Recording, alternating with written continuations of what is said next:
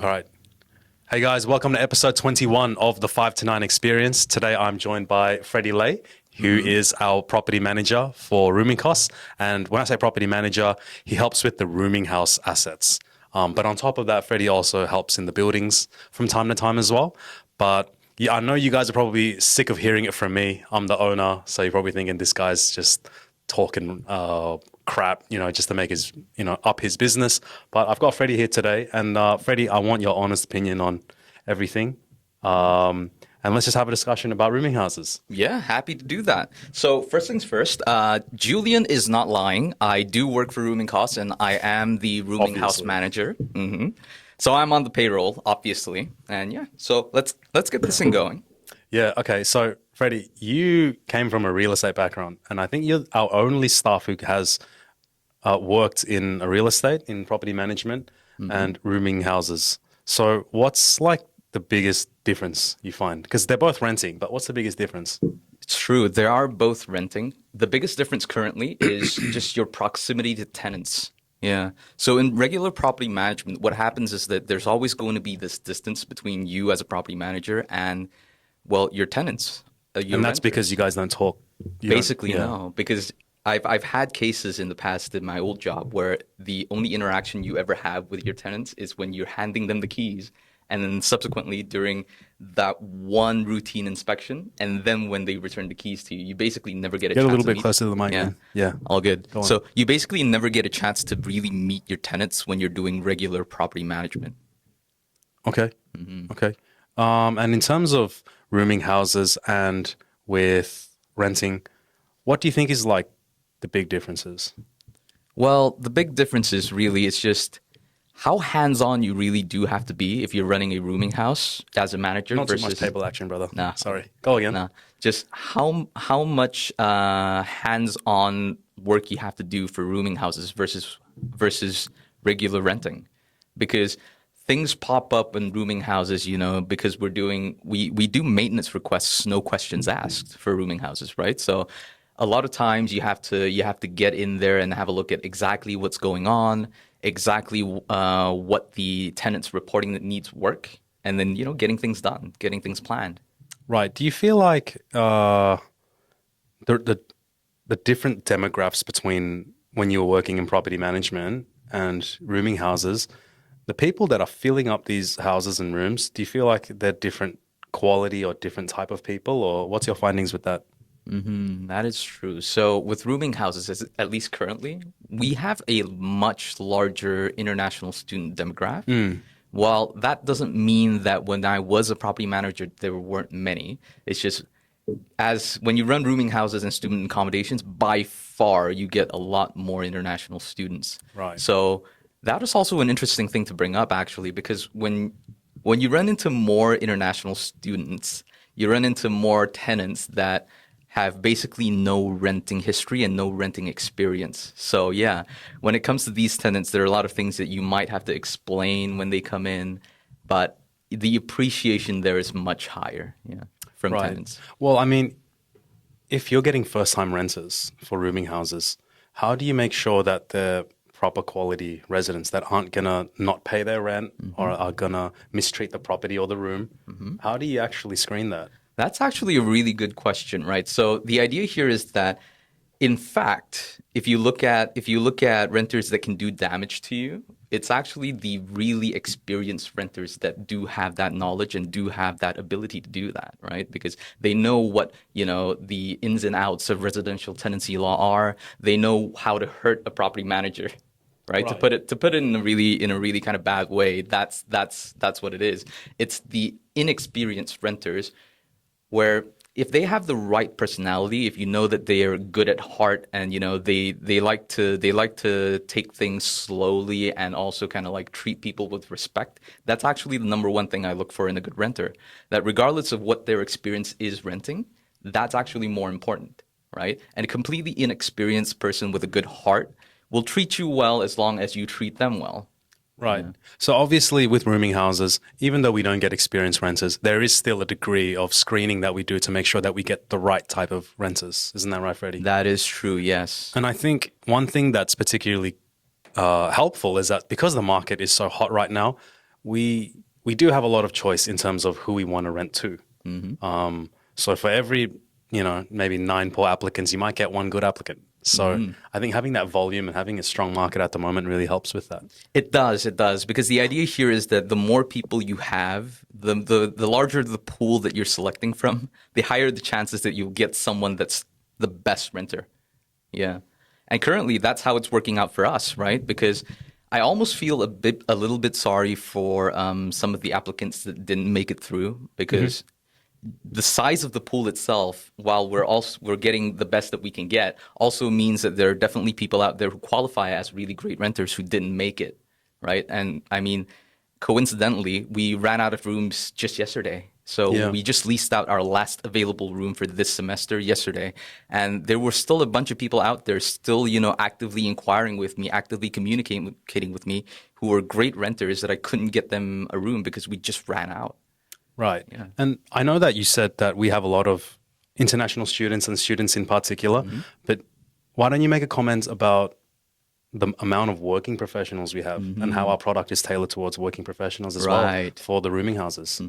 So I'm going to assume that the viewers don't know about this, but we do have. Brother, try to get a little bit closer to the mic so it's consistent. Yeah. So I'm going to assume that the viewers don't have all this information, right? But we're experimenting with some new kind of room types. For example, what we call the studio units. Like, for example, at 844 Blackburn Road, one of the rooms has a kitchen in it, right? So it's actually a studio unit where you don't have to really share any of the common facilities with the other tenants if you don't want to.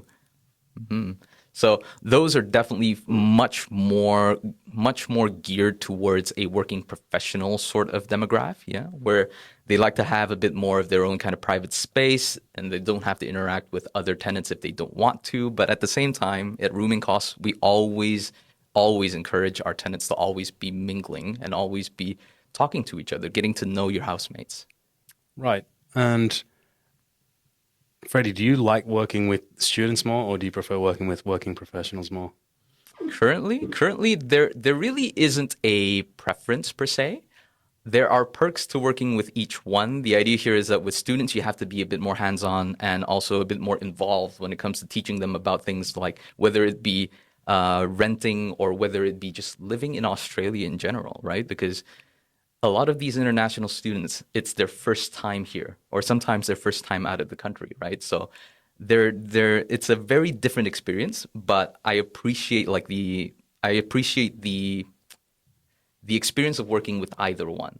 With students, you tend to get a lot more of that. You have to put in a bit more effort and you have to teach them a little bit more. You have to hold their hand sometimes, but the appreciation that comes out of that is unparalleled.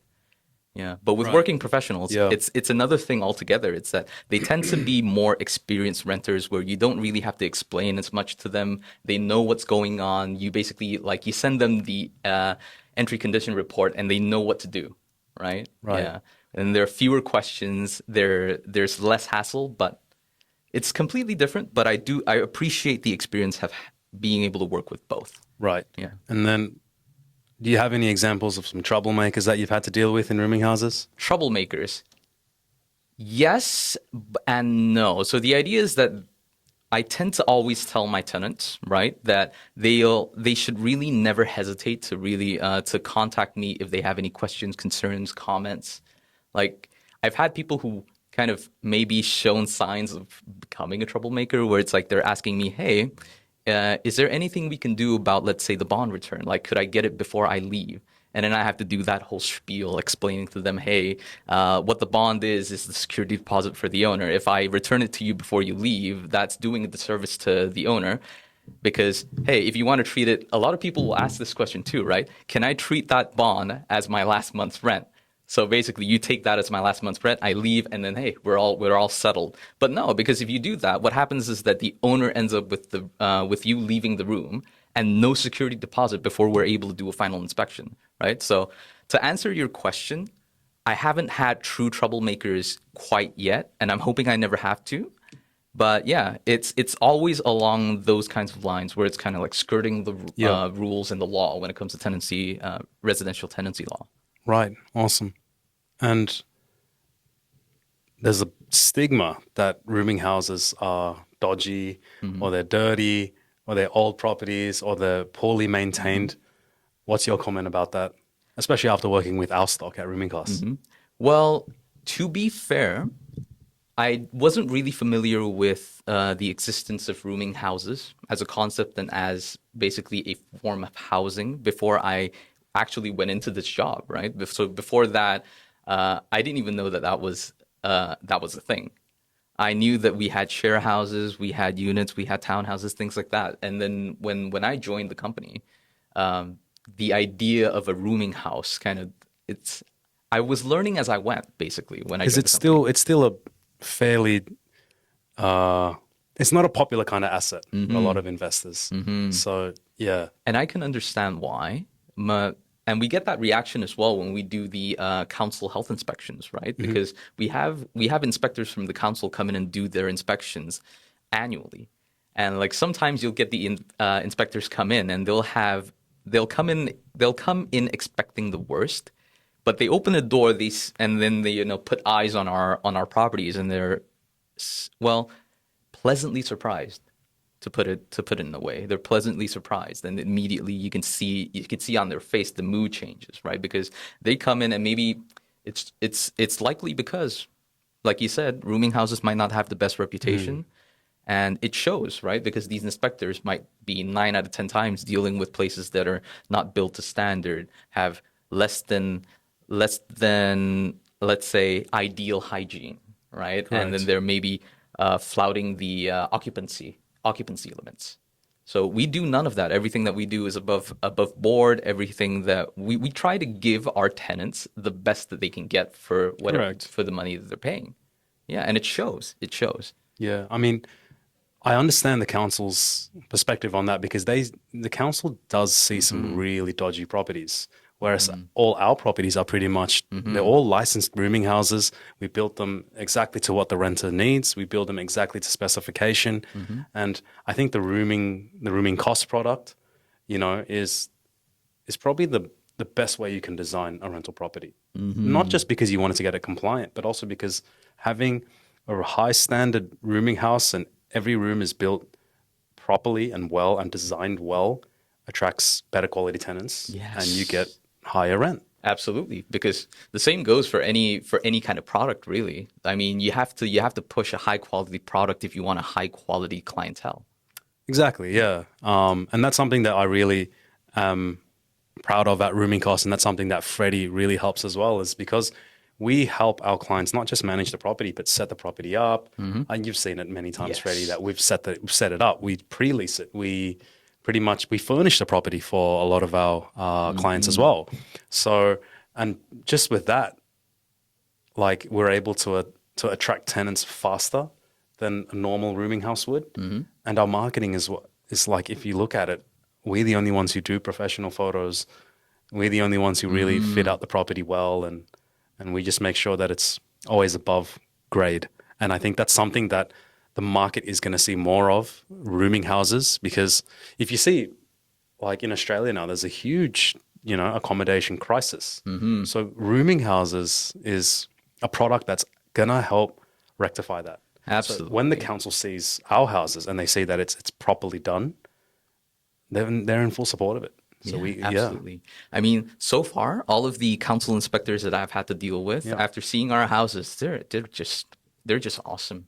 Yeah, Yeah. exactly. And then, if the council's coming and they see a guy like Freddie who is a designated property manager for that property, of course they're going to be in support of it rather than being greeted by like a 60, 70-year-old dodgy mum and dad who's just, Yeah. rent out this room, put a mattress on the ground, which there is a lot of.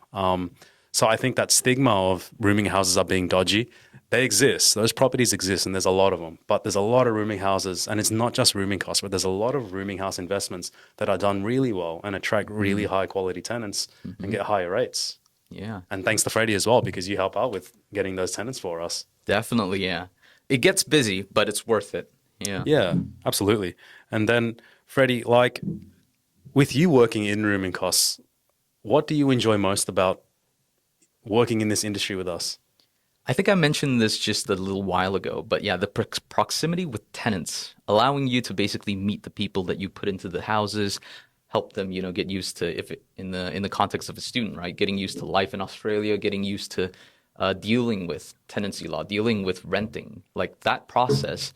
I'll tell you this that let's just say for me myself, when I started renting, there were a lot of things that were completely unclear to me, right? So I kind of had to put myself back in those shoes when talking to these students, right? Because it's like I have to assume that they don't know what's going on at all, right? Yeah. So I tend to always make a bit of time. If I have more time in the day, I'll stop and talk to them a little bit, explain to them, hey, if you have some misconceptions about bond, or just like it follows basically the process, right? If someone's just moved in, most likely that, they've just had their bond lodged. They received, let's say, a notification from the RTBA, but just haven't had the chance to respond to it yet. I'll talk to them about it, right? I'll give them a reminder first. Hey, check your inbox. You're going to have a notification from the RTBA. We need to make sure that the bond is lodged. And I'm going to go a little bit more into depth where I say, hey, you just have to make sure that you verify this because otherwise that money stays with us. And with your bond as a security deposit, you don't want that money with us. It has to be with a neutral third party, which is what the RTBA is, which is what I tell a lot of tenants, right? And that gets them on the ball really quick because they understand, hey, if I don't get this done, that money's never going to go to the government. And if it's not with the government, your bond's just basically with us. And that's not something you want. That's not something we want. Yeah. Yeah. So small things like that, right? So getting them used to the process of renting in Australia. Yeah. So that's what you enjoy most about. It's really enjoyable because we have tenants that kind of are really, really appreciative, right, of the things that we do, well, the things that I do, the things that rooming costs at large does for them, whether it be educating them little by little, getting them ready, right, to leave rooming costs.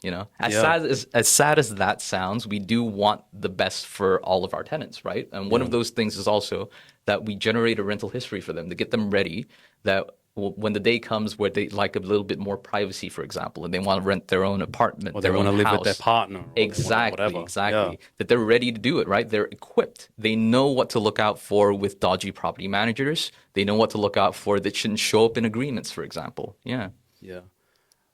One for me that I really like is that we really focus on well-being as well. Yes. Because one thing that you'll notice, like this is a bit, because you work in real estate, so you would know better than me, but in real estate, they don't offer like a well-being or pastoral care. Or Absolutely not. There's no real instruction. And because we work with a lot of young people, especially students, a lot of them do have homesickness, anxiety, depression. And I love the fact that we have like, SOPs and contingencies, and we have like our own well-being officer, who is my fiance, who is a registered nurse as well. Yeah. And then she's gone through a couple of inquiries already about kids who are feeling homesick or feeling anxious or whatever. Yeah. And then I see, I see Fab and Chris, Nathan as well, like speak with a lot of these renters one-on-one and just talk about, life and talk about how do we help you find a job while you're here? How do we help you get settled and make new friends? I think that's one thing that I personally really enjoy about this industry. It's one thing that I've noticed as well since joining the company. It's just that everyone who's working here, plus you, plus Nathan, we all have this kind of underlying desire to help people out. Right. So it's that everyone's good people. Yeah. Right. So talking to Fab, talking to Chris, talking to Mariska, it gives me the feeling that you guys are filtering for almost sort of selecting for that, right? Where it's like all the other traits might not matter as much, but we all have this kind of innate want to help people, right? Yeah. At least that's how I feel. Yeah. No, I feel the same way, man. I feel the same way. And my next question, Freddie, is when you're on to buying your next property, what are you personally going to invest in? What kind of asset? Rooming houses or? It's a lot in part also because you've been talking to me about it a lot that, rooming houses seems to be a really good direction to go. If nothing else, just to generate that cash flow, man. Nothing, right? nothing. At least as far as I know, nothing. Yeah. Nothing else comes close. Yeah. Yeah. As long as you set it up right, yeah. Don't go the dodgy. Absolutely, absolutely, and that's why you have rooming costs, because we don't just manage the assets, but we can also advise on how to build it, the right architects, right builders, getting the right team to help you create that asset. So yeah, no, but I'm really, I like to hear that. I like to know, because like, let's be honest, like all our employees, everyone in this team wants to build rooming houses on a personal level now, which I think is really good, because we know that we have firsthand experience on what that type of investment is going to do, for you as an investor. And at the same time, it really does, I feel like it helps with the rental crisis that's happening at the moment as well. Yes. Because rooming houses is a perfect product for not just students, but also for professionals. Yes, So I think it's a great asset. And I think, the time will come where there will be more of this product, on the market. I think people will start, looking at it. Otherwise, yeah. Is there any other comments you want to share before we wrap this up, Freddie? That a little bit about, how hard it is to get a property right now. I mean, to rent, right? Dude, I have experience as a property manager, so I know exactly what property managers are looking out for in applications, and it took me 2 months. Yeah. It took me 2 months, right? As somebody who knows the ins and outs of what to put in an application, what to do during an inspection to You mean it took you 2 months to find your own rental? Oh, yeah. Yeah. It took me 2 months. So that kind of puts it into perspective how difficult the market is currently, right? Because if somebody who knows exactly what's going on takes 2 months to get that successful application, I can only imagine how bad it could possibly be for someone who's either, well, it's on the spectrum, right? People who are fresh to this, no idea what they're doing, up until, people who are experienced, but not to the extent of, property manager experienced. They're going to have a hell of a time. And that is what's happening now. It's exactly. Yeah. So Yeah. I really hope that we're on the right track, at least when it comes to helping to alleviate, I guess, the pressure to put, I guess, more residents on the market. Yeah. Okay. Yeah, Awesome. more residences. Last question, Freddie. Do you prefer working with me or Nathan? You or Nathan? That's a very good question. And you can be honest. I can be honest. Yeah. Let me really think about that. I'll write up an essay and I'll get back to you on that next week. Okay. All right. Thank you very much, Freddie. Appreciate your time. Thank you. Thank you very much, guys, for watching, and we'll see you in the next podcast.